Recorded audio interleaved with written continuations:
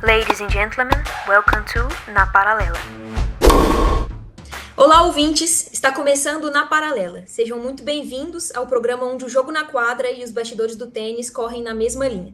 Esse é o episódio piloto do projeto que busca trazer fatos, debates que movem a modalidade e uma pitada de fofoca quando preciso.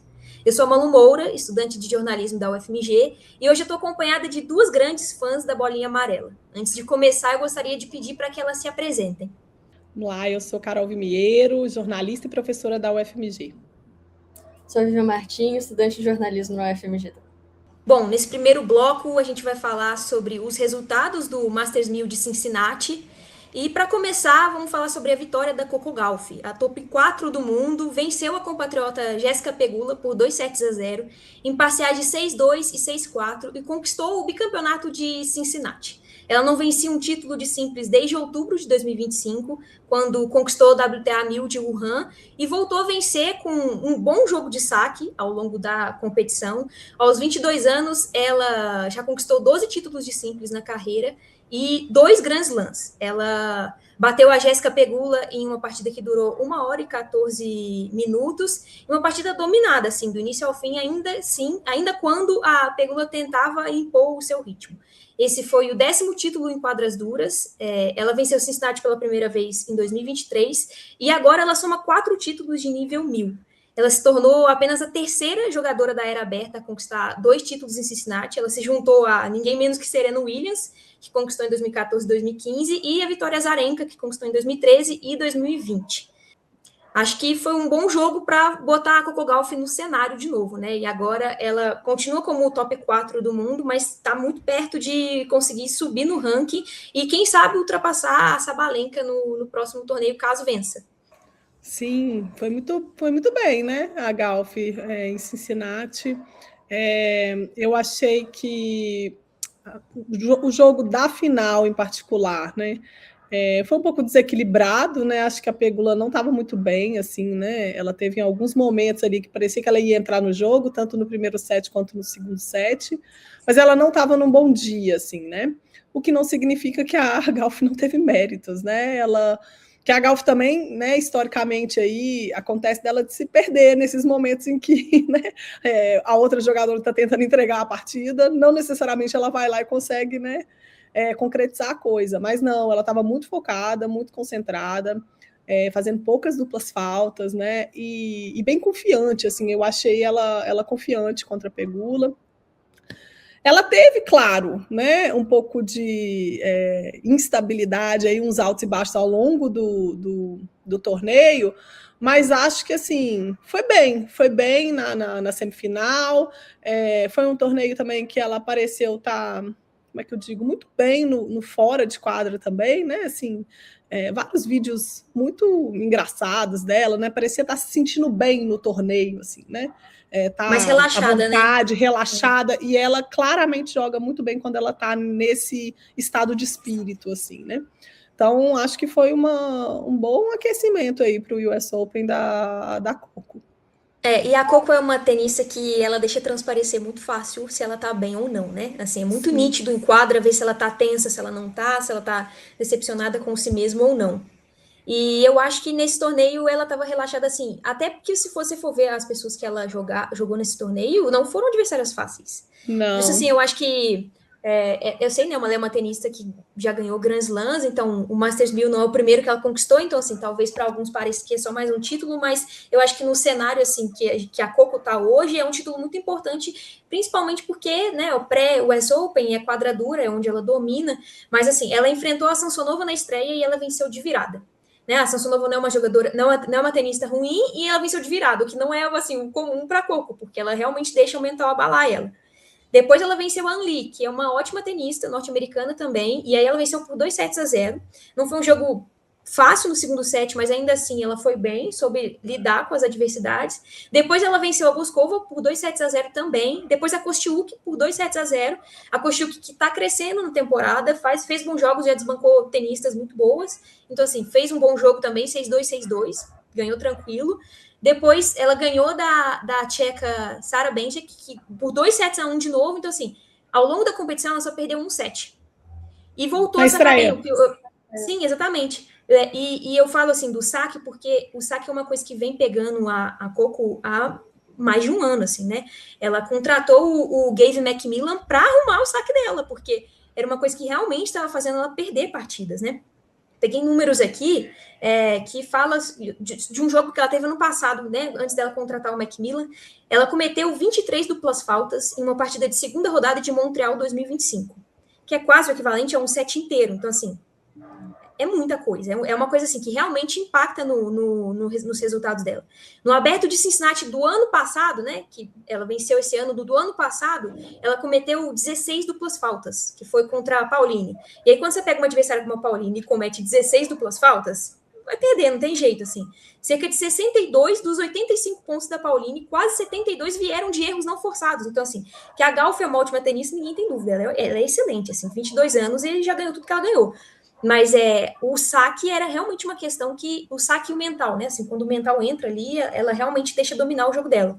E a gente vê nesse tipo de coisa, assim, ela erra bola que não errava, que não precisava errar, que é bola fácil, porque tá realmente impactando. Então, assim, eu acho que foi um bom resultado vendo as adversárias que ela pegou ao longo da temporada.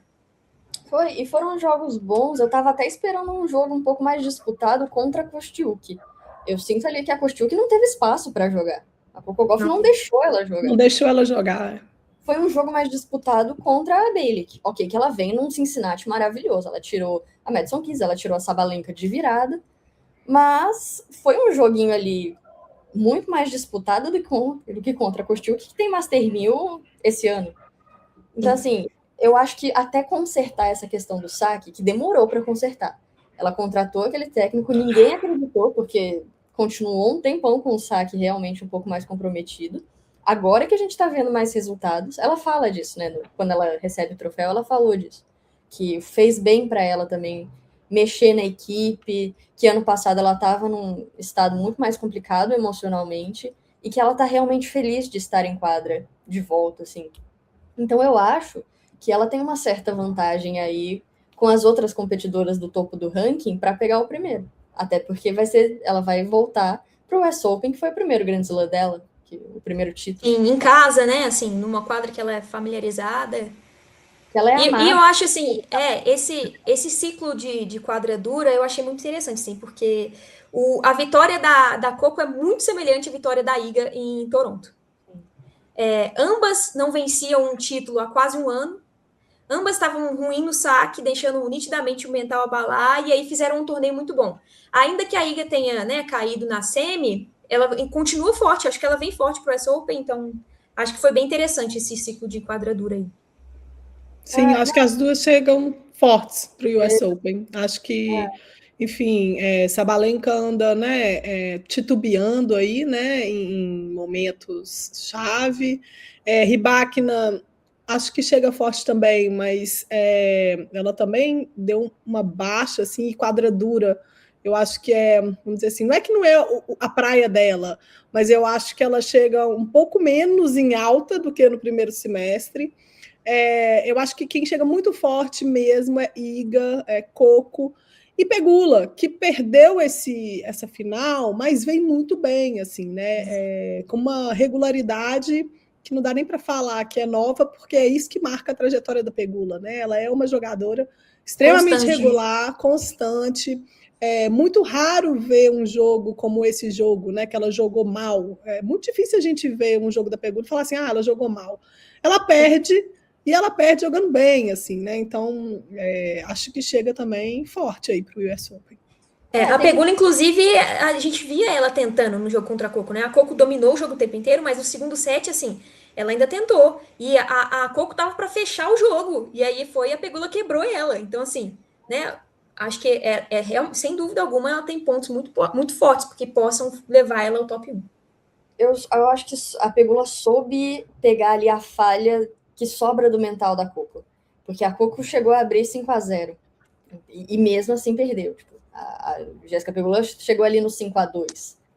Então eu acho que, claro que tem ainda algumas coisas para melhorar no mental da Coco, mas eu acho que a Pegula soube aproveitar bastante essa parte mesmo, que todo mundo sabe que a Coco já tem um mental um pouco mais instável. Mas tem que ver também se a Pegula não tentou se segurar um pouco para se reservar para o US Open, né? Para não se esforçar. Ela viu ali, ela não ia ter grandes chances ali com a Coco, viu que a Coco estava realmente muito forte, muito estruturada, falou, não, eu vou ficar mais quieta na minha. Eu achei uma quantidade muito estranha de erros não forçados da Pegula só. Me pareceu que tinha alguma coisa estranha ali, mas às vezes foi estratégia de jogo mesmo. Às vezes E a cansou Coco também, jogou né? bem, né? A Coco se movimentou muito bem, assim, sabe? Em quadra, assim. Tinha um momento que parecia que a Coco tava em todo lugar, a todo tempo, assim. Tinha bola que eu falava, não, agora não tem como. E ela ia lá e pegava, assim, né? Mas eu acho que essa coisa do mental da Coco também, ela é muito nova, né? Assim, 22 anos, eu acho que é uma coisa que vai amadurecer ainda, assim. Espero, né, que amadureça. Mas realmente existe uma diferença no mental entre a Jéssica Pegula e a Coco Gauff, sem dúvida alguma. Mas, e vamos ver, né, gente? Essa disputa tá muito legal, né? Sabalenka em primeiro, Rybakina em segundo, Jéssica Pegula em terceiro e Coco Gauff em quarto, todas elas com menos de 2.000 pontos de diferença. Sabalenka tendo que defender título no US Open, tá abaixo, vem de jogos bem abaixo, e qualquer uma que vencer o US Open pode ficar em primeiro lugar. Eu acho que a Sabalenka vem de um ano muito abaixo. A gente não estava esperando isso dela. Ainda mais num cenário que não tem a Iga, que era ali a adversária direta dela, que quando não era Sabalenka era a Iga, quando não era a Iga era a Sabalenka. Eu acho que ela não soube aproveitar esse momento. Ela deixou a Helena crescer, a Coco também. E pelas minhas contas aqui, se a Sabalenka não defender o título, ela perde o primeiro lugar.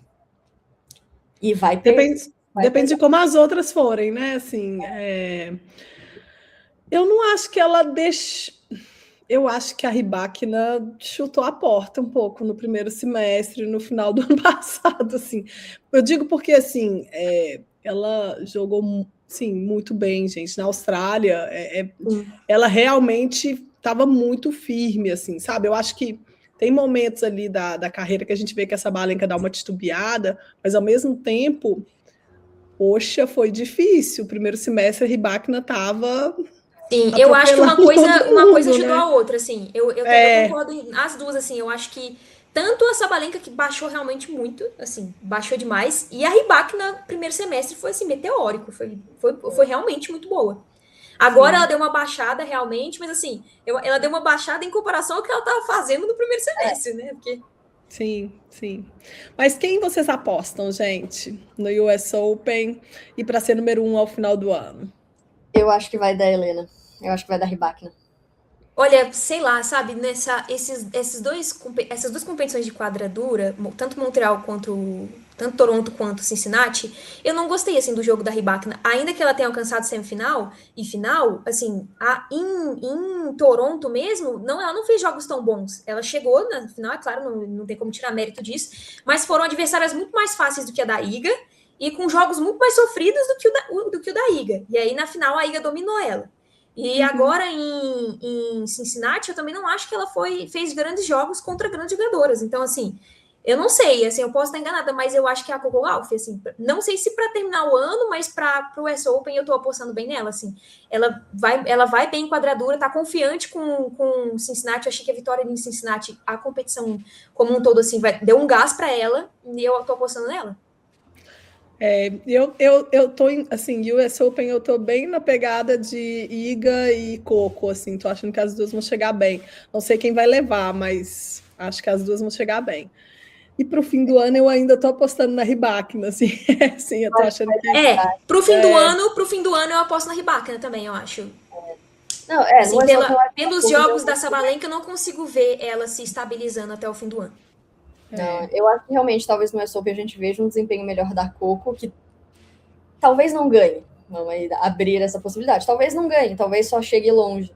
Só que se a Sabalenka, a Jéssica Pegula e a Coco não conseguirem impedir que a Rybakina chegue na semifinal, ela pega.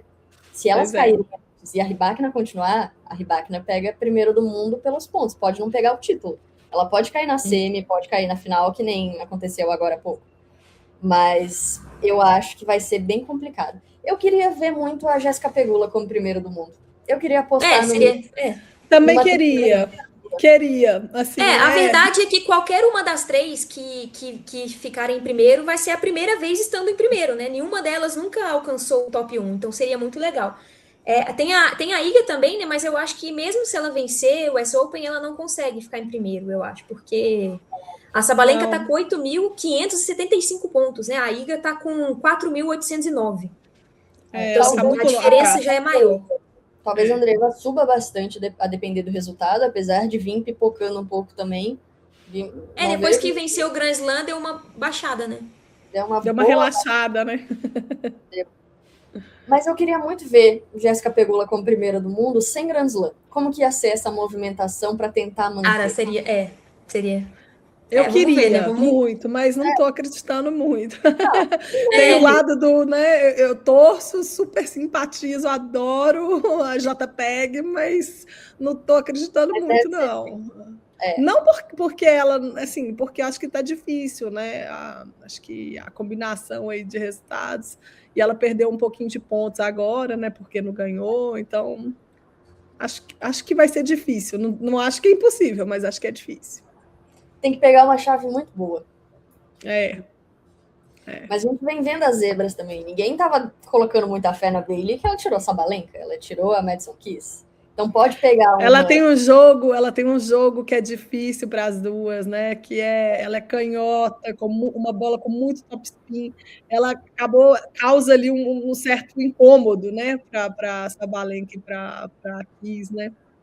Ela não causou tanto para Coco, né? Mas as duas.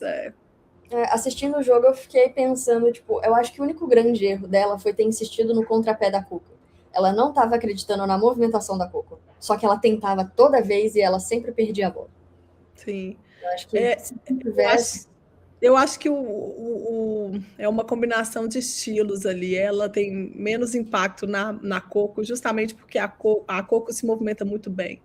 Né? E a bola com esse top spin para a Coco é mais fácil, porque ela não bate tão reto igual o Madison Keys e Sabalenka. Então ela mete a bola para cima e bora que devolve de novo aí.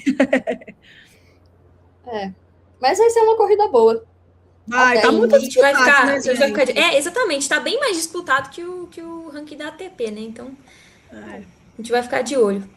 Bom, continuando, a gente teve o Fils, o francês Arthur Fils, de 22 anos, que venceu o norte-americano Francis Tiafoe por 2-1, em parciais de 6-3, 1-6 e 6-0. Pneu na casa do adversário, hein, gente? Ele entrou para o torneio como cabeça de chave 21, agora ele soma 5 títulos de simples na carreira, sendo o Cincinnati o maior deles, mas vem já de uma temporada muito boa. Esse ano ele já venceu o ATP 500 de Barcelona, que foi no Saibro, né?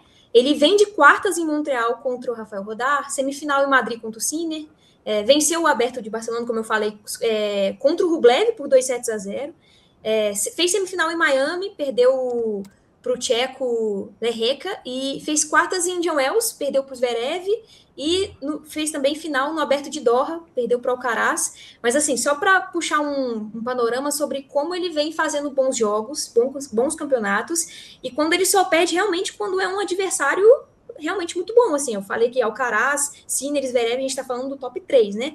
Então, acho que ele fez uma boa competição contra o Tiafoe. Eu acho que ele dominou o Tiafoe do início ao fim, ainda que no segundo set ele tenha dado uma baixada, assim, né, e o Tiafoe cresceu um pouco. Eu acho que foi mais uma baixa do Fils do que um bom jogo do Tiafoe no segundo set mesmo, e, assim, aplicar um 6-0 no terceiro set na casa do adversário, né, acho que diz um pouco sobre o jogo dele. E ele jogou contra outros adversários muito bons, assim. Na semifinal ele venceu o Cobolli, que agora é top 6, por 2-0. Ele venceu o Tirante, que eliminou o Djokovic na primeira rodada. Ele venceu o Deminal, venceu o Hanfmann na estreia. Então, assim, ele fez bons jogos. Foi. O Fils está muito bem, né? A gente estava comentando antes de começar a gravar aí que a temporada dele, né? Depois que ele voltou, né? Da lesão, ele foi engatando, né? Assim, e já dava para perceber, né? Eu me lembro dele lá em Doha. Ele perdeu a final, né? Para o Alcaraz, porque o Alcaraz estava naquele dia, né? Do God Mode, né? Que não tinha jeito de jogar contra ele. Ele queria ganhar, então não tinha como. Mas o FIS fez um ótimo torneio, assim, né? E ali já assim, tinha um pouco menos de tempo, né, do retorno dele, e aí ele foi acumulando bons resultados, assim. Eu não vi todos os jogos do FIS lá em Cincinnati, mas eu vi grande parte da final, né? E eu acho o FIS um ótimo jogador, assim, né? Às vezes, quando a gente fala, né, da nova geração aí, né, as pessoas se esquecem, né, do quão jovem é o FIS, né? E eu acho que ele é um ótimo jogador, assim. E aí uma movimentação incrível, né? Se movimenta muito bem, uma bola com top spin, consegue, assim, muito dinâmico. Você via ele com o Tiafoe, assim, ele no 220, né? E o Tiafoe lá no 120, meio, né? Enfim, achei que foi um ótimo torneio e achei que coroou um pouco também essa temporada muito regular do FIS, né? E que vem mostrando aí, né, que a gente não pode esquecer ele como integrante dessa nova geração. Ele está há tanto tempo no circuito que as pessoas às vezes, né, se esquecem do quão jovem ele é e do quão bom jogador ele é. E agora ele é top 11º, top 11. Ele passou o Rodar, né? O Rodar baixou e ele agora é top 11. Aí, um lugar do top 10, né? Assim, tá a pouquíssimos pontos do Fritz. Acho que é 300 e alguma coisa do Taylor Fritz. Então, assim, tá aí, tá querendo passagem, né? Sim. Eu gosto do jogo do FIS. Ele tem um jogo bem estruturado, é interessante de ver ele jogar, mesmo com o Tiafoe baixando bem, assim, tirando um pouco ali do jogo na final.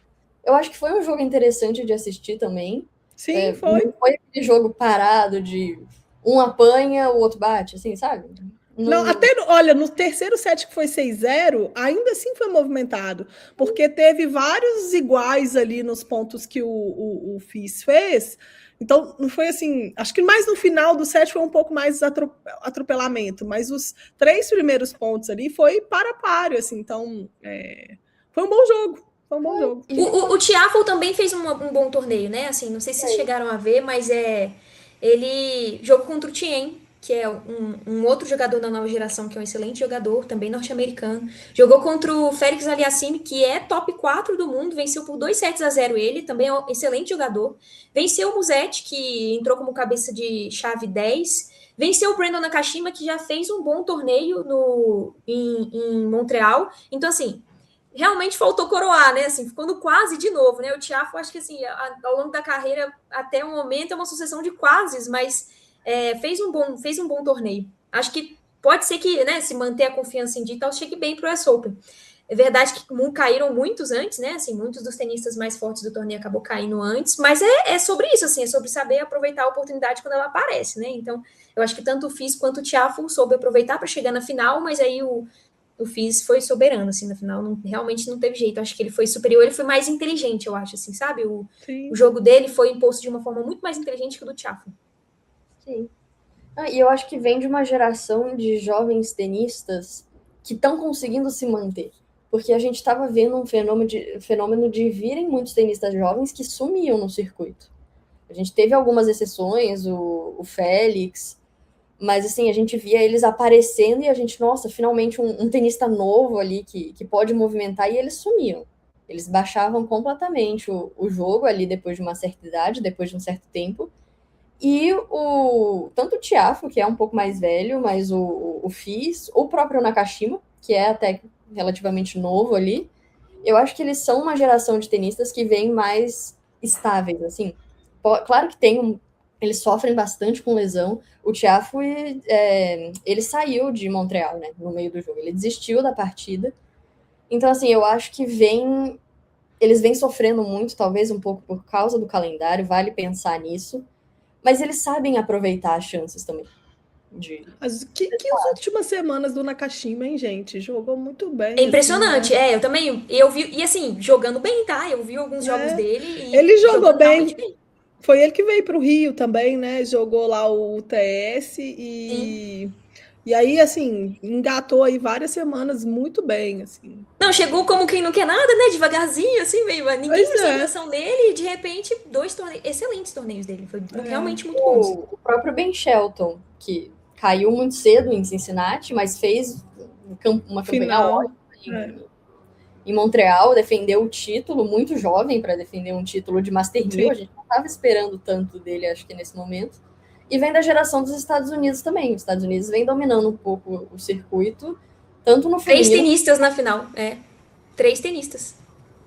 Mas eu Inclusive, acho isso era uma coisa que eu ia falar, assim, 3 tenistas norte-americanos na final e 3 tenistas negros, né, gente? Olha que coisa, né? Sim. A representatividade, assim, incrível, assim. Realmente incrível. Eu particularmente, estou adorando essa gira de quadradura. Acho que tem pontos muito positivos.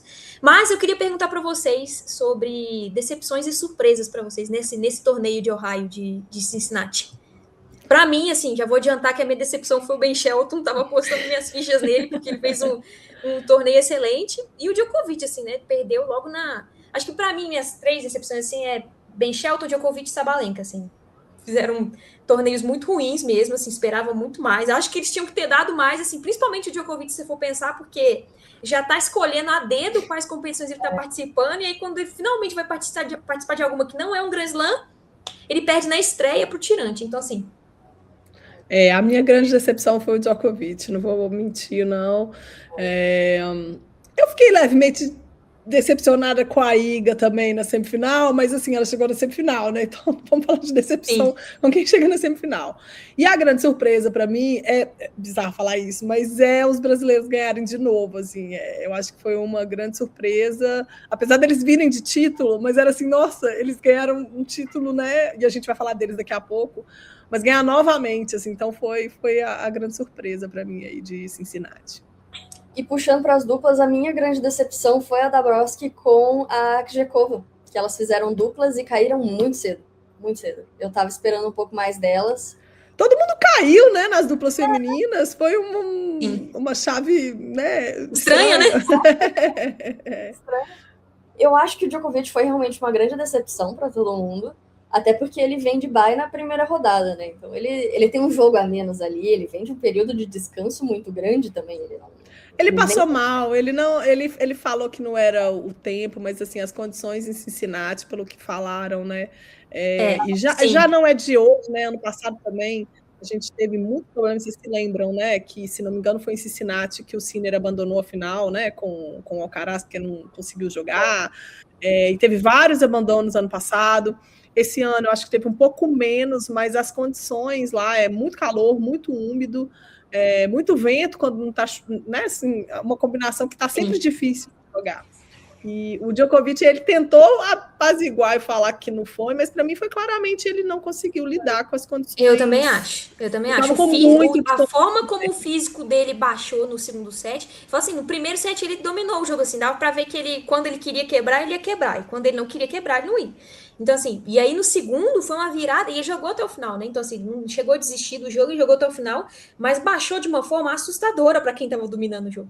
Estavam com muito desconforto térmico, gente. Era assim, né? Era visível não estava dando conta mesmo, né? De se mover da mesma forma. E eu não acho que é a coisa da idade, as pessoas adoram falar que é a idade, né? E o físico. Não, eu acho que foi uma questão mesmo das condições ali. Ele não deu conta mesmo de lidar. No masculino, eu achei uma decepção a campanha do Zverev também. Não tô mas o Zverev, né? Mas perder foi. Pior que foi verdade. Não era esperado. Ele vem aí de um circuito que não tá tendo Djokovic. Mas ele é outro que depois que ganhou o Grand Slam baixou horrores também, né? Baixou, ganhou e aí... Para nossa torcida, mas vem de uma campanha decepcionante. E a Iga? A Iga até agora não entrou no jogo contra a Jéssica Pegula e... ela não jogou, né, gente? A gente tá esperando ele entrar em quadra ainda. Foi foda. Aproveitando que vocês falaram do Orlando Luz e do Rafa Matos, eu vou seguir então para a vitória consecutiva, né, gente? Eles venceram o Aberto de Cincinnati. Segundo torneio de nível 1000 seguido, bateram o alemão Constantin Freitzen e o holandês Robin Haase por 2-1, em parciais de 6-4, 3-6 e 10-7, em um jogo que durou mais ou menos 1h20 minutos. Gente, o que é isso, né? Assim, inclusive o Orlando falou depois que nem ele esperava, que se ele falasse que esperava ter ganho 2 Masters 1000 seguido, ele tava mentindo. Porque, assim, incrível, impressionante, assim. Incrível. E, gente, ganhando bem, assim, sabe? Em Montreal, eles ganharam de virada. E aí, dessa vez, eles ganharam o primeiro set, e aí perderam o segundo. Aí vem aquela coisa, né? Será que vai saber administrar? Será que vai tomar de virada? Vai vir a pressão? Mas não. No terceiro, eles foram super bem, assim, eles imporam o jogo quando tinha que impor. Uma sintonia, assim, deles que é muito bonito de ver em quadro, assim, o Orlando jogou demais. Eu gosto muito dessa dupla, eles são muito amigos desde criança, né? Os dois gaúchos, eles treinavam no mesmo clube. Era uma dupla que talvez a gente não tivesse esperando para esse ano. Eles estão juntos, acho que desde dezembro, mas a gente não esperava um resultado tão bom. Eles estão em sexto no Race to Finals. Eles estão ali na disputa. O Orlando agora sobe para 13º, o Rafa em 16º no ranking. Então a gente pode ver uma campanha muito forte deles no US Open também. E eu acho que isso vai ser muito legal de ver eles realmente vindo de um período bom para um Grand Slam. Eu acho que é o que falta para a gente fechar esse ano deles também. Gostei muito dos discursos da final, tanto o Orlando quanto o holandês, falando dessa questão das duplas na ATP, que anda esse movimento de quase que um boicote às duplas. E eles perguntando para o público se eles realmente gostaram da partida, foi muito legal de ver. E a gente vê eles muito leves jogando. Isso que eu acho que é legal de ver no jogo deles, eles estão claramente ali se divertindo também, sabe? Eles jogam sério, mas eles estão ali felizes de estar na quadra. E o mental deles, né? A gente vê muito isso, os duplistas do Brasil têm um mental muito bom. Eu acho que isso é curioso de ver. Teremos duplas, uma duplista no Finals da WTA e uma dupla de brasileiros no Finals da ATP, gente? Cara, seria incrível. Será que esse vai ser o ano? Ai, não, o pior é que assim, eu não esperava isso, mas agora eles estão deixando a gente sonhar, então a culpa é deles. Exatamente, E uma trajetória muito legal, né, gente? Assim, ao longo do torneio, né? Ganharam do Vavá e Bolle de novo, né? Ganharam do Roger Vasselin, né? Ganharam de boas duplas. Ganharam do Marcelo Melo, que jogou com o Zverev. Então, fizeram uma trajetória aí, né? Muito interessante, né? Foram ganhando, e de repente estavam ganhando de novo, assim, né? Eu tô bem impressionada, né? Acho que é uma coisa muito legal para fortalecer os duplistas brasileiros, assim, né? A gente ter uma leva aí, né, de jogadoras e jogadores muito bons, né? E conseguindo ótimos resultados ao mesmo tempo.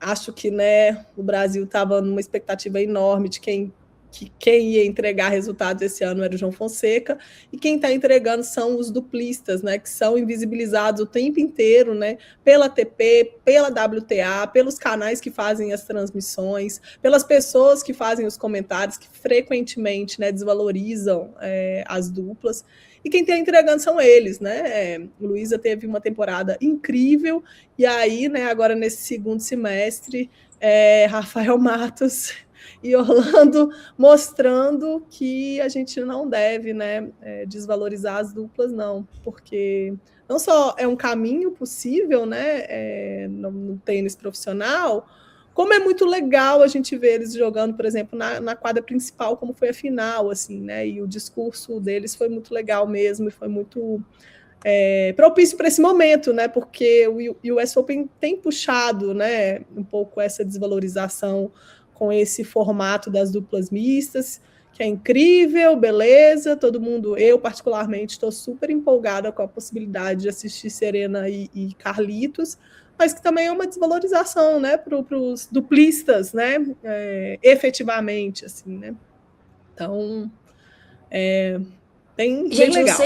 Não sei vocês, mas assim, não sei se vocês pensaram como eu, mas eu, como uma grande fã da Bia, olho pro Orlando e pro Rafa Matos e penso, quem sabe ela não tá vendo esses jogos, esses resultados, e penso que é uma possibilidade para ela também, né? Porque eu gosto muito de ver a Bia jogar de dupla. E a gente viu ela abandonando as duplas nos últimos tempos por causa das dificuldades que ela tá tendo mesmo, tentando focar só no simples. Mas às vezes eu penso assim, que é uma opção para ela e eu acho que ela deveria cogitar, sabe? A gente já viu ela fazendo ótimos jogos de dupla e, sei lá, acho que talvez eu falo que assim, o Orlando, né, caiu na real e vem jogar duplas e tá saindo super bem, então assim, é possível. Sim. E eu acho que o Orlando e o Rafa, eles vêm numa fase que a Luísa sumiu. Ela veio da derrota em Wimbledon e ficou fora das quadras esse tempo todo por conta da lesão.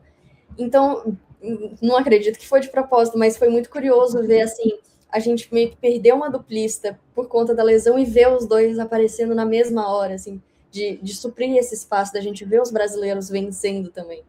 Sim. E realmente, o Orlando, ele entende que ele não dá mais conta do simples, e faz parte. E ele se acha na dupla, isso que é legal de ver nele também. Ele não tá ali rabugento, agora eu vou ter que jogar dupla, porque eu já não dou conta, por isso e aquilo. Não, ele tá feliz de jogar ali. Sim, tá feliz. Joga feliz. E quarto título do primeiro ano de dupla, gente, assim.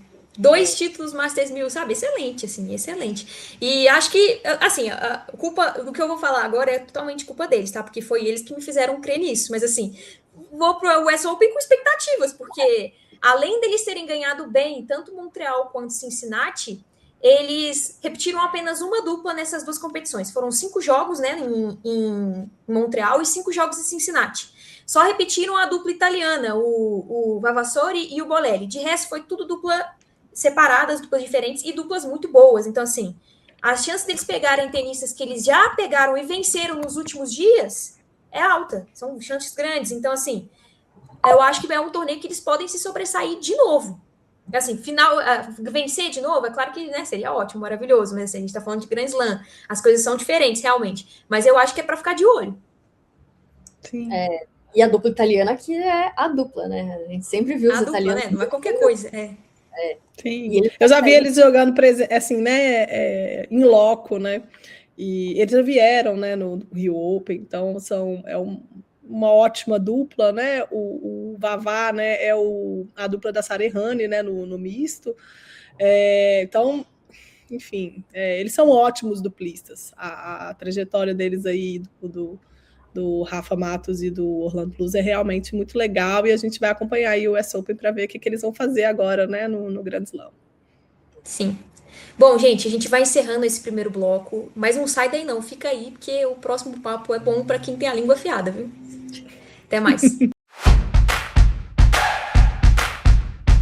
Estamos de volta com o segundo bloco, o Fofotênis, um bloco onde a gente sai um pouco do factual e fala um pouco sobre as fofocas do mundo do tênis. E para o assunto de hoje, um assunto um pouco mais sério, mas que também envolve fofoca em torno dele, a gente vai falar sobre a suspensão do Nick Kyrgios, que foi provisoriamente suspenso depois que um laboratório da Agência Mundial de Antidoping confirmou a presença de cocaína no teste dele. A cocaína é classificada como um estimulante, está na lista de substância proibida da modalidade, e a ITIA, que é a entidade responsável, informou que o australiano tinha o direito de recorrer, mas ele decidiu aceitar a punição. Durante o período de suspensão, o Kyrgios ele não pode jogar, treinar ou participar de eventos organizados pelo World Tennis, WTA, TPN, Grand Slams e qualquer associação que esteja relacionada. A suspensão ela pode ser reduzida para 1 mês se o atleta concordar em participar de um programa de reabilitação aprovado. Ele, inclusive, já se pronunciou, assumiu o erro, né? Falou sobre saúde mental, questões do tipo. Ele vem de recuperações muito conturbadas, de lesões muito conturbadas, reconstrução do pulso e do joelho. Ele tem disputado poucas partidas desde o início de 2023, despencou no ranking desde então. A aparição mais recente dele foi em Wimbledon, no meio do ano, né, quando caiu na primeira rodada, ao lado jogando duplas ao lado do Bublik. Então, assim, ele já conquistou 7 títulos de simples, foi finalista de Wimbledon em 2022, nunca conquistou um título de Grand Slam simples, a melhor posição na carreira dele foi 13º lugar no ranking mundial.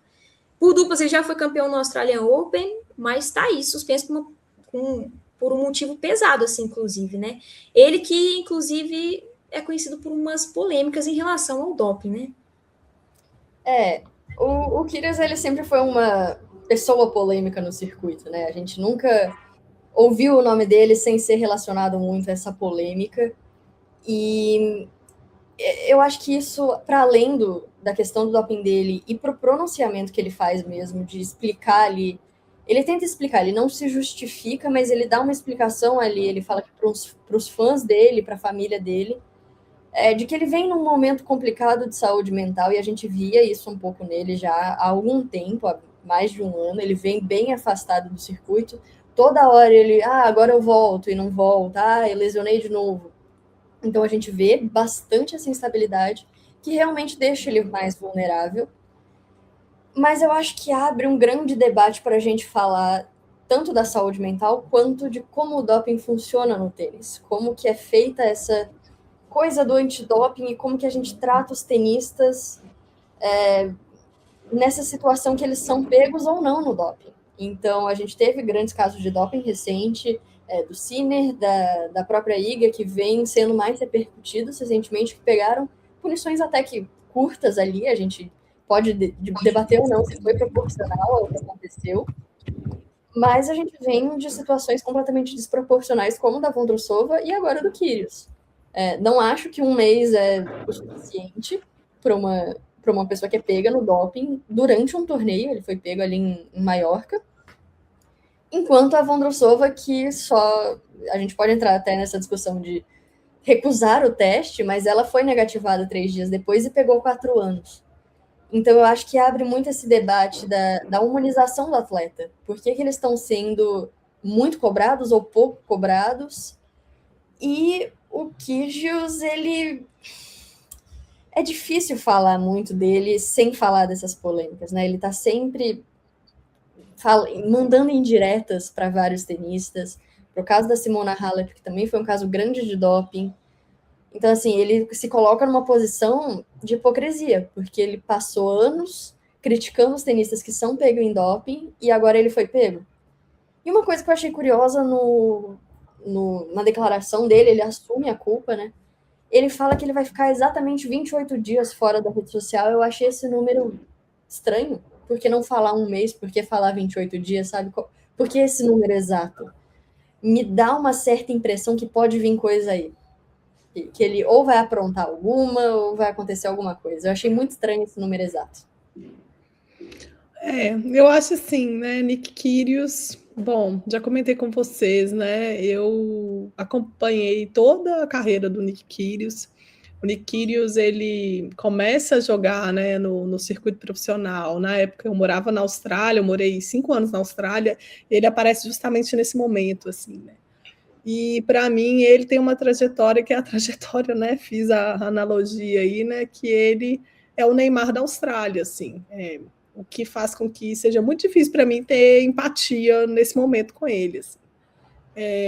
Ele é um jogador, né, que surgiu com um talento incontestável, né, um jogador muito habilidoso, sempre muito habilidoso, né, mas que teve muitos problemas, assim, acho que, claro, né, a gente pode pensar um pouco, ele já falou sobre isso publicamente, né, dos problemas da própria família, né? Ele é filho de imigrantes, teve dificuldades, né, no contexto australiano para lidar com esse crescer na Austrália, né, sendo filho de imigrantes.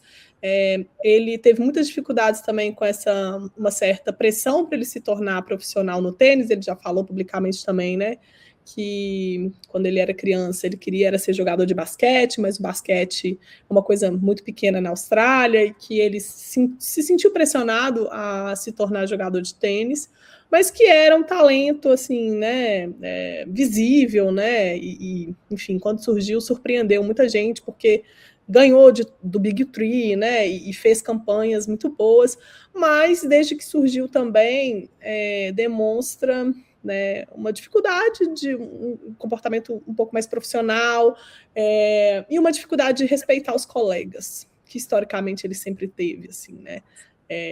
Então, a gente está chamando de polêmica, na verdade, várias atitudes dele são extremamente desrespeitosas com as pessoas do circuito, assim, e desrespeitosas sem ter nenhuma razão para, assim, né.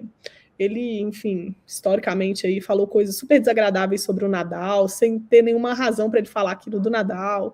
Então, é muito difícil ter empatia com uma pessoa que, na verdade, né, em todos os momentos recentes que a gente viu jogadoras e jogadores sendo pego no doping, ele tripudiou das pessoas, assim, né? Eu fico acompanhando, né, muitos perfis de jogadores e jogadoras, e quem acompanha viu ele aí, né, com o Sinner e com a Iga, frequentemente respondendo mensagens, né, sobre eles nas redes sociais, com emoji de agulha, né, sempre chamando atenção para a questão do doping deles e nunca relativizando, nunca, né.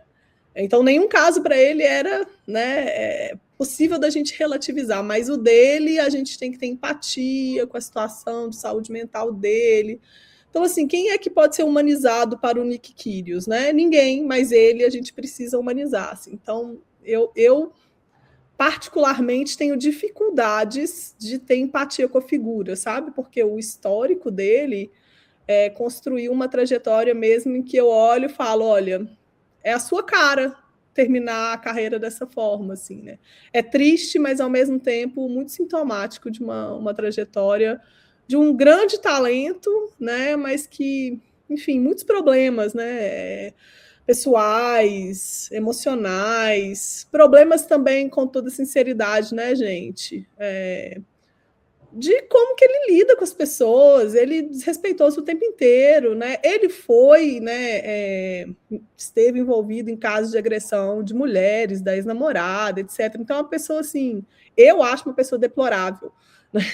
Apesar de reconhecer, né, o talento, né, que ele tinha, né? E agora a questão toda também é que ele não vai conseguir fazer mais o que ele fez, né? O corpo e a idade agora não deixam mais, né, ele ser irresponsável e conseguir jogar, né? Assim, Sim, então... e você falou do fim de carreira, ele inclusive falou no pronunciamento que ele não esperava que o fim da carreira fosse tão difícil, assim, que ver o fim da carreira se aproximando fosse tão difícil. Foi um dos porquês que ele colocou lá, né, um dos problemas da saúde mental. Mas eu acho que o ponto principal aqui é que fica realmente muito feio a questão da hipocrisia, assim, né, porque no caso da Halep, que foi, né, suspensa por 4 anos, e assim, gente, 4 anos pode acabar com a carreira de um tenista, né, então... E acabou, efetivamente, exatamente, com a dela. E aí, o jeito que ele conduziu, assim, na época, ele postava coisas que nitidamente eram para ela, em que eu até peguei aqui as aspas para a gente poder ver, abre aspas, eu jogo com bananas e Coca-Cola em partidas de 5 sets, e meu histórico fala por si só. Aqui já está enfatizando os 5 sets porque o feminino tem menos, né? Então, assim, já um ponto que é para ela, né? Ele postou isso na época, inclusive, que ela foi suspensa. Talvez as tenistas devessem parar de tomar coisas suspeitas. Deveriam se olhar no espelho no fim do dia e dizer: sim, fiz a coisa certa, não é tão difícil. Imagino que se tivesse tomado coisas semelhantes às que rendem uma suspensão de 4 anos, teriam 5 Grand Slams. Idiota. Então, assim, só pra gente ver assim, o nível, né? Ele zombando assim, de uma situação realmente muito difícil para a pessoa, né? A Halep, inclusive, se pronunciou nos últimos dias, nitidamente uma indireta para ele também, né? E ela escreveu: não chute alguém que está no chão. A vida tem um estranho jeito de mudar as pessoas de posição. E ainda tem um jeito ainda mais estranho que revela a diferença entre uma escolha e um acidente. No caso aqui, ela está querendo dizer que, né, existem pessoas que são pegas no doping por cruzado, né? Assim, não tomou propositalmente. No caso da Iga e do Sinner, por exemplo, eles alegaram que estavam tomando remédios para ajudar a dormir, porque, né, estava difícil com a rotina, com o calendário, que é muito agitado do tenista, e aí acontece de serem pegos no doping. A Halep alegava que o motivo era esse, assim, né? Então, por isso ela está falando aqui de pessoas que, né, por um acidente e escolha. No caso, porque ele foi pego por cocaína. Então, assim, ele usou porque ele quis usar, entendeu? Então, eu acho que realmente fica muito feio, assim, para ele, a forma como eles pagavam de detentor da moral, né? É muito fácil, no fim do dia, olhar no espelho e ver que eu fiz a coisa certa, né? Mas agora ele tá aí. Então, eu acho que esse é o ponto principal, assim, não é...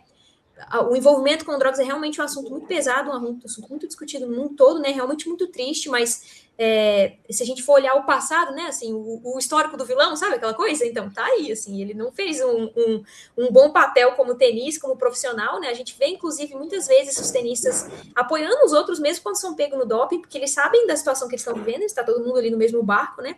E não era o caso dele, assim, pelo contrário, ele sempre foi muito desrespeitoso com os outros tenistas. Eu lembro de um print que rola muito nas redes sociais do Kyrgios ter esquecido de trocar a conta dele do Twitter e respondendo ao próprio tweet dele, falando: você é o cara, não desista. É a cara dele isso, né? Assim, sempre muito egocêntrico, sempre muito individualista. Então a gente vê que ele tem ali algumas relações dentro do circuito, ele não é odiado por todos, ele não é um consenso, mas ele sempre foi uma figura que a galera evitou, assim, desde o começo dele. Mas me lembrou muito o caso do Dan Evans, que foi pego com cocaína também em 2017 e pegou 1 ano de suspensão. Então, assim, o quanto o regulamento mudou, né? Hoje em dia eles falam de 3 meses se for fora de um período de torneio, e tem chance do Nick agora pegar 1 mês. Então, assim, Mas é de se indignar, né, gente? Assim, eu falo assim, você vê a Vondrousova pegar 4 anos, por causa, né, de um negócio que nem deu positivo, que ela apresentou depois, 3 dias depois, e aí o Kyrgios pegar 1 mês, tipo assim, sabe? Não é possível um negócio desse, parece estar de brincadeira, né? Não é sobre, é claro que tem que ter o doping, é óbvio que tem que ter o doping, mas que regras são essas, gente? Assim, sabe? Tipo, 2 pesos, 2 medidas, tá onde, sabe? Então, é muito, e os dois muito usam estranho a isso. mesma coisa, né? Saúde mental. Os dois usam a mesma justificativa. Exatamente, primária. que a Vondrousova falou a mesma coisa, né? Que teve insegurança de deixar, né? Por causa do problema. Exatamente, Bom, seguindo, gente, a gente vai falar um pouco sobre Djokovic. Lançou um documentário recentemente sobre ele, chama O Lobo no Inverno, foi lançado no último dia 20 de agosto, e lá ele falou abertamente sobre ser intitulado um herói do movimento antivacina e sobre a deportação dele na Austrália há quase 4 anos atrás. No documentário ele fala que teve uma experiência negativa há alguns anos e que ele ainda sente certa amargura por isso, que 99% das pessoas não sabem o que aconteceu, e que acham que ele foi expulso da Austrália por não estar vacinado, mas que isso não é verdade. Segundo ele atendia os requisitos para isenção médica. Ele falou que ele não estava vacinado, mas que teve Covid 2 vezes nos 6 meses anteriores ao Grand Slam da Austrália, e que, portanto, ele era elegível, ele recebeu uma isenção, inclusive. E só que aí teve naquela época, né, ele foi deportado da Austrália, ele sofreu, o visto dele foi negativado 2 vezes, ficou dias e dias tendo uma batalha judicial e política. Quando ele chegou lá, ele foi parado por agentes de imigração, né, ele ficou retido na imigração, e acabou que ele não participou do Grand Slam, que é o Grand Slam que ele mais venceu até hoje, né, assim.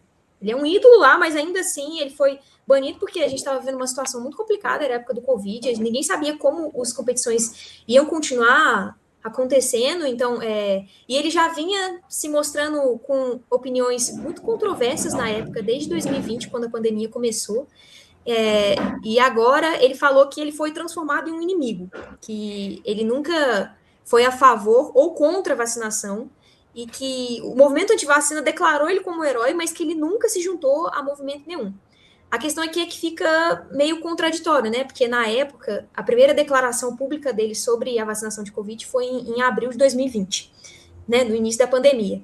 E foi numa live do Facebook com outros tenistas sérvios, que foi antes mesmo da vacina ser aprovada. E na época ele disse que era contrário à vacinação como condição para fazer viagens, e que se ela se tornasse obrigatória, ele teria que decidir se tomaria ou não.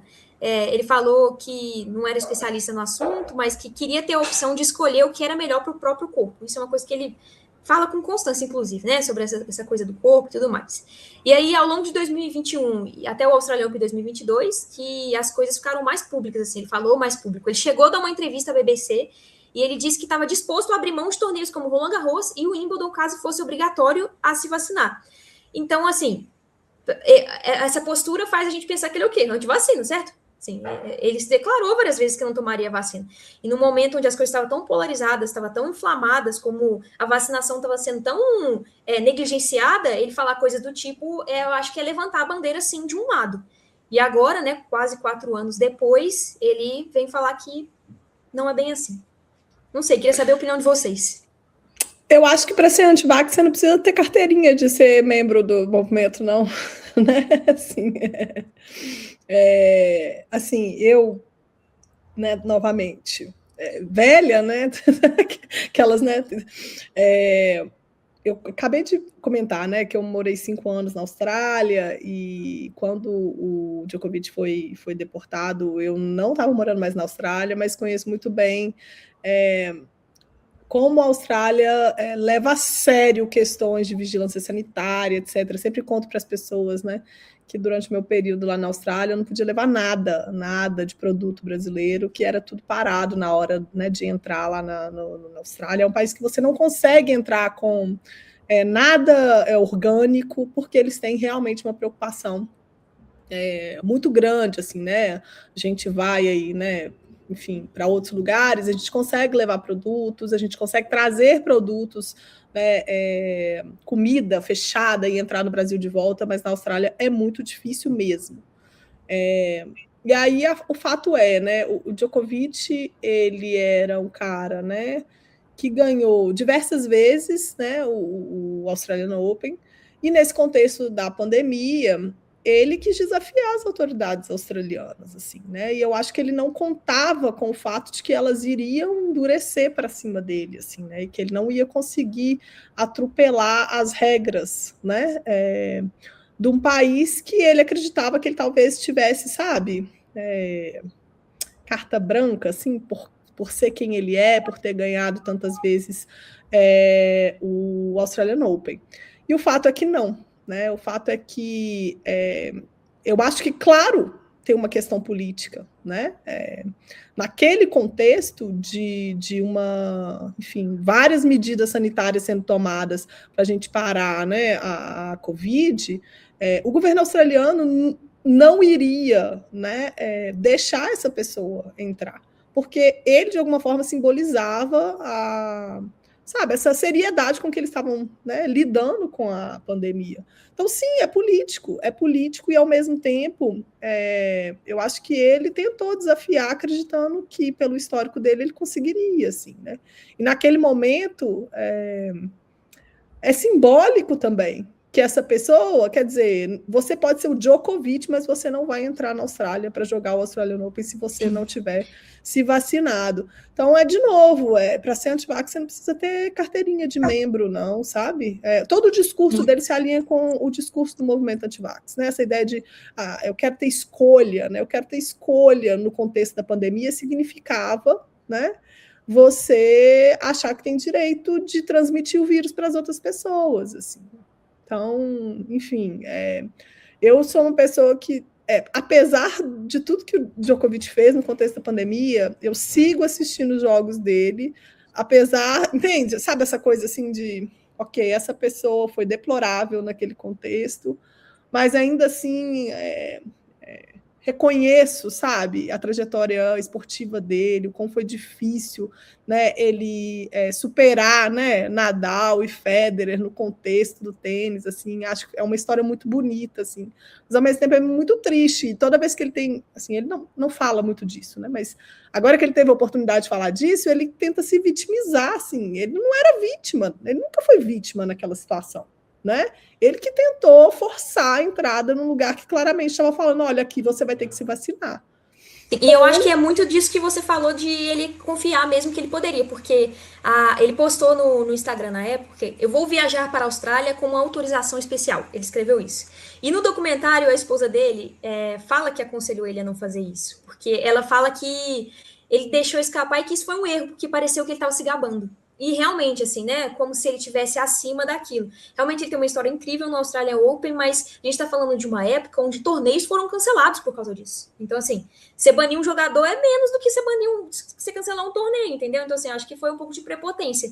E no meu caso, assim, eu sou extremamente fã do Djokovic, é um dos meus jogadores preferidos de tênis, e foi para mim uma decepção na época. Continua sendo, assim, acho que agora, se ele tá arrependido do que ele fez, era mais fácil ele falar do que de fato fazer isso agora, assim, né? Porque no momento ele falou, eu sou o anti-vac, mas ele falou com outras palavras, o posicionamento dele disse muito mais do que falar que sou o anti-vac, entende? Então foi decepcionante para mim e foi decepcionante agora de novo, assim. Se tá arrependido, fala que tá arrependido, senão não fala nada. Era melhor nem tocar no assunto, né? Já que você exatamente isso. Ninguém tava falando disso mais, ele que quis lembrar, né, assim. E eu acho que essa situação das vacinas é um negócio de ou você é contra ou você é a favor. Você não tem um campo neutro ali. Você não tem uma Suíça para ficar de não, eu não vou nem para um lado nem para o outro, ainda mais na situação que estava o mundo, né? A gente vinha de 2 anos de pandemia, de um cenário que a gente nunca tinha visto antes. E ele, como uma pessoa influente, ele não devia estar transmitindo esse tipo de coisa. E eu lembro de, na época, rolarem alguns boatos de que ele tinha tentado entrar na Austrália com um certificado de vacina falso. E que depois, acho que desmentiram e tal, mas rolou esse boato. E eu acho que é uma coisa que o Djokovic faria, assim, se isso fosse colocar ele dentro do Australian Open naquele ano. Mas essa questão, para que falar? Todo mundo já... Quem não ficou realmente chateado com isso já tinha esquecido. E a impressão que dá é que isso está Ele quer incomodando tá mais ele que as certo, outras gente. pessoas. Ele quer tá Isso está certo, incomodando ele ele, quer tá aqui está incomodando ele. Porque para ele usar o documentário dele para poder falar sobre isso, sobre um assunto de 4 anos, é porque incomoda ele, né? Então, E acho que deveria incomodar mesmo, porque foi uma sim, postura ridícula. sim. Ele tentou reparar uma coisa que ele fez de antes, né? E ficou feio mesmo. Então, acho que Mas, gente, é isso. A gente vai encerrando esse bloco agora e a gente volta já já pro último bloco. Até mais. Estamos de volta para o terceiro bloco, o Na Paralela Indica. A gente vai ter esse bloco aqui toda vez que a gente tiver um programa e a gente vai indicar alguma produção, tanto audiovisual quanto livro, algo do tipo relacionado ao tênis. E a indicação da vez é o documentário do Rafael Nadal, que chama Rafa, da Netflix. Ele foi lançado esse ano, 2026, no formato de minissérie. Inclusive, foi indicado ao Emmy de 2026. Tem 4 episódios de cerca de 50 a 1 hora. E tá bem interessante para o fã de tênis. A gente tem aqui uma grande fã do Nadal, inclusive, que vai falar um pouquinho sobre ele pra gente. Pois é, gente, né? A gente tem vários produtos aí audiovisuais, né, sobre o tênis. Eu confesso que tem vários que eu não acho muito bons, assim. O próprio documentário do Federer, né, da aposentadoria dele, eu não sou muito fã, assim. Mas o do Nadal, eu acho que vale a recomendação, porque acho que é uma representação, um recorte ali, né, da trajetória dele, que me parece muito honesta e muito, como eu digo, mostra muitas camadas de quem é o Nadal, assim, sabe? Acho que, por exemplo, lá o do Federer é um discurso muito bonito, assim, quase institucional, sabe? Sobre essa figura que é o Roger Federer. Mas a do Nadal, não, eu acho que mostra, enfim, todos os percalços que ele enfrentou, né, durante a trajetória. Ele fala coisas muito interessantes sobre a relação dele com o tio Tony, ele fala coisas e mostra, né, como que ele lidou, né, com esse problema que ele tinha no pé, que na verdade é uma condição, né, enfim, uma doença que ele tem, e que ele tem eu não sei se é uma membrana, uma parte do osso, né, que ficou muito flexível, e ele efetivamente teve que lidar com uma condição que parecia que seria impossível dele se tornar atleta profissional no início da carreira, né? E aí ele teve que, enfim, lutar contra o corpo em alguma medida, assim, né? Então eu acho que traz uma dimensão aí, talvez até mais heróica, né? Porque o Nadal já tem essa coisa, né? Da resiliência, né? Espanhola, mas eu acho que traz ainda mais elementos, né? Para essa jornada dele aí, né? E acho que mostra também todos os desafios emocionais que ele teve que lidar. Então, assim, por que a minha recomendação, né, da série documental lá da Netflix sobre o Rafael Nadal? Porque eu acho que é uma narrativa que não exatamente endeusa o Nadal, não exatamente uma narrativa institucional, sabe? Em que se fala só o que convém sobre aquela figura, mas na verdade, uma narrativa que mostra os percalços, as dificuldades, né? Algumas escolhas, inclusive, que a gente pode até questionar, assim, né? Eu acho que algumas pessoas, por exemplo, falaram de como que mostra que a relação dele com o tio Tony tinha um certo nível, né, de toxicidade, assim, né? Então, mostra isso um pouco no seriado. Mostra também essa relação dele com a coisa do corpo, né? E de como que é quase como se fosse inaceitável para ele, né? Não competir, não estar em condições de competir. Enfim, eu acho que é uma das poucas produções, né, documentais aí do tênis que a gente vê para além do discurso mais pronto, né, sobre aquelas figuras. Então, super recomendado, tem depoimentos, né, de várias figuras, né, Djokovic, entre outros. Fala um pouco da infância dele também. Enfim, é uma série, né, que mostra essas dificuldades, né, inclusive as contradições mesmo de ser um atleta profissional, né, de como é difícil, né? O que você precisa abrir mão. E, ao mesmo tempo, como eu falei, coisas que talvez ao longo da carreira ele não falou sobre, ou, né, não são coisas que são abertamente discutidas, como essa relação com o Tio Tony, que eu acho que era, né, levemente tóxica, ou mesmo essa ideia que a gente tem, né, dos atletas, principalmente da geração do Nadal, assim, de que eles praticamente não tinham vida pessoal, assim. E tá lá, para mim, realmente, é isso. Assim, existe uma relação com a modalidade que é meio assustadora também, assim, de uma certa negação da figura Rafael Nadal como pessoa. Assim, né? Então, ele é, na verdade, né, um super atleta, mas um super atleta que teve que lidar com muitas dificuldades, inclusive uma condição que talvez para a grande maioria seria incapacitante, mas que ele foi ali, né, lidando com base, né, enfim, medicamento. Me lembrou muito também a narrativa lá do André Agassi, né, e como que ele lidou também com as condições físicas dele, vamos dizer assim, escolhas, tá, médicas, coisas que inclusive os médicos não recomendavam. O Nadal também fala disso, assim, de como que ele em alguns momentos desobedeceu as recomendações médicas e tudo. Então, uma super série para a gente, né, assistir aí, talvez no contexto do US Open, né, se preparando. Enfim, mostra lá, tá? Todos os, né, as idas e vindas, os altos e baixos, o que aconteceu antes das grandes vitórias, das grandes derrotas do Nadal. É imperdível. Eu confesso que não assisti ainda, mas tô ansiosa, viu? Tô bem ansiosa para ver. Principalmente porque acho que, apesar de tudo, né? Quando a gente vê a história do Nadal. A história do Nadal por si só já é muito interessante, porque apesar de tantas lesões tão sérias, ele conseguiu se tornar um dos maiores tenistas que a modalidade já viu. Então, tô bem ansiosa para ver o documentário dele. Inclusive, já recebi com recomendações de pessoas que não são do mundo do tênis. Então, tô ansiosa para ver. Também não assisti, mas assim, pensando na história do Nadal, a gente pensa muito nessa discussão de quem é o maior dos três, né, entre Djokovic, Nadal e Federer, e a gente vê o Djokovic sendo mais longevo, o que sobrou no circuito, mas fica essa pontinha de, e se o Nadal não tivesse sofrido tanto com lesão, sabe? Se ele foi assim, com esse tanto de lesão, que todo ano ele lesionava vários lugares, mais de uma vez. Então, assim, o quanto ele conseguiria aguentar mais se não fosse por essas lesões, sabe? Fica essa vontade de saber como que seria esse universo paralelo. E aí, assim, um pequeno spoiler, mas que não é tão spoiler. Aquela final, né, mítica, né, entre ele e Djokovic na Austrália, né, em 2012, antes, né, da pandemia.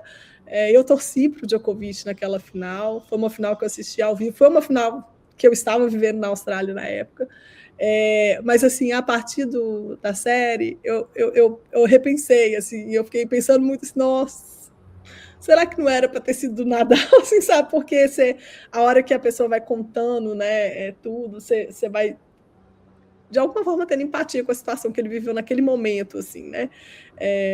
Enfim, tão imperdível para a gente, né, ver talvez a história. No meu caso foi um pouco ver a história por outro lado, assim, que é a partir da narrativa do Nadal, né, que foi o derrotado naquele grande jogo, mas não fala só daquele jogo, né, é uma das muitos momentos chave aí da trajetória dele que ele explora lá na série. Bom, a gente vai encerrando o episódio de hoje. Eu gostaria de agradecer a todos os fãs de tênis que nos ouviram até aqui e as minhas colegas presentes. Na Paralela é um programa apresentado e produzido por mim, Malu Moura, com o apoio de Carol Vimieiro e Rafaela Souza. O episódio de hoje contou também com a participação de Vivian Martinho. Eu espero que tenham gostado do debate e até a próxima. Até, gente!